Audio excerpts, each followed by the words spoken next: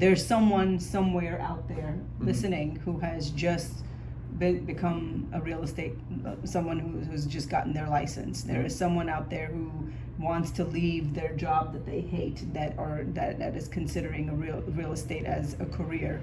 There's someone out there who thinks that this is the worst time in the world to get into real estate, right? Yes. Based on what's happening. But listening to your story and your journey is really helpful, motivational, and inspiring, that if you just follow the breadcrumbs and the opportunities and you're willing to actually do the work, you'll end up someplace that you like and you enjoy. Absolutely. and you love your job, and you're always upbeat, you're always positive, you love coming to work, and that's not something everybody can say.